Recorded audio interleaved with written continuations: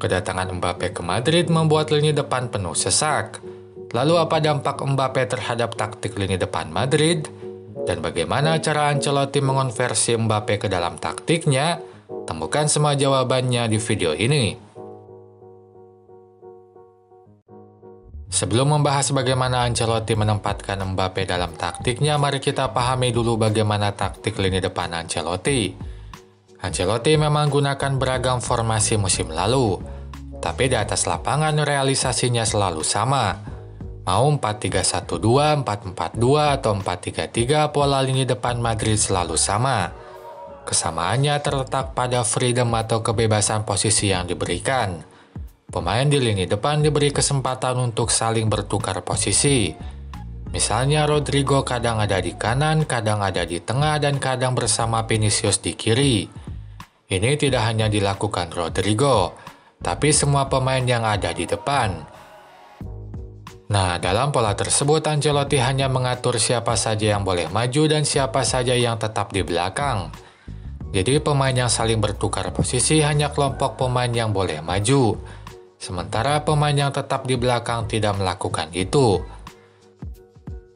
Pemain yang tetap di belakang selalu ada 4. Biasanya 2 bek tengah dan 2 gelandang. Sementara itu pemain yang boleh maju ada 6. Mereka adalah 2 fullback, 1 gelandang, dan 3 pemain depan. Ke-6 pemain ini akan bergantian maju dengan membentuk 4-5 pemain berjajar di depan. Lalu mengapa 4-5 pemain? Silakan temukan jawabannya di video ini yang linknya ada di deskripsi supaya saya tidak membahasnya 2 kali. Sebagai contoh, kalau yang maju 5 pemain, yang di sayap kanan Carvajal, di sayap kiri Vinicius, dan yang ada di tengah adalah Bellingham, Rodrigo, dan Valverde. Meskipun begitu, kebebasan posisi yang diberikan Ancelotti tidaklah mutlak bebas. Artinya tiap pemain tetap membentuk pola tertentu dalam perpindahannya, sehingga perpindahan 6 pemain tersebut tetap bisa dipetakan bila dibahas satu persatu. Misalnya Carvajal hanya maju ke depan kanan dan depan tengah, ia tidak pernah ke depan kiri. Mendy hanya maju ke depan kiri dan depan tengah, ia tidak pernah maju ke depan kanan. Valverde hanya maju ke depan kanan dan depan tengah. Rodrigo maju ke semua sisi baik depan kanan, depan kiri, dan depan tengah. Vinicius hanya maju ke depan kiri dan depan tengah. Terakhir Bellingham maju ke depan tengah dan depan kiri. Nah, lalu akan bagaimana peran Mbappe dalam pola ini? Sebelum dijawab, kita harus memetakan dulu komposisi line up Madrid musim depan. Dengan penuh sesaknya lini depan, Ancelotti diprediksi akan memainkan 3 penyerang murni. Rodrigo, Vinicius, dan Mbappe akan ada di atas lapangan bersamaan. Itu membuat Bellingham main lebih belakang sejajar dengan para gelandang. Selebihnya komposisi pemain Madrid yang lain seperti ini. Untuk Valverde, saya tidak menempatkannya sejajar dengan Tchouaméni. Sebab Valverde gelandang yang lebih ofensif sehingga diprediksi akan ditempatkan lebih maju. Dengan begitu posisinya justru sejajar dengan Bellingham. Nah, dengan formasi ini kita kembali lagi dalam pola di atas. 6 pemain yang boleh maju diprediksi adalah Mendy, Valverde, Bellingham, Vinicius, Rodrigo, dan Mbappe. Di antara Mendy dan Carvajal akan bergantian menjadi pemain yang tetap di belakang dan boleh maju. Sebab dengan tiadanya Toni Kroos agak cukup sulit membayangkan Valverde main tetap di belakang. Sehingga saya lebih memilihnya untuk dikelompokkan ke pemain yang boleh maju. Dari 6 pemain ini anggap saja 5 pemain yang akan berjajar di depan.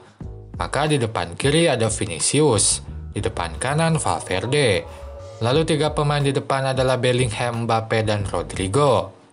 Nah, akan seperti inilah kalau 5 pemain yang berjajar di depan. Mbappe akan jadi pemain yang ada di depan tengah. Bagaimana kalau 4 pemain?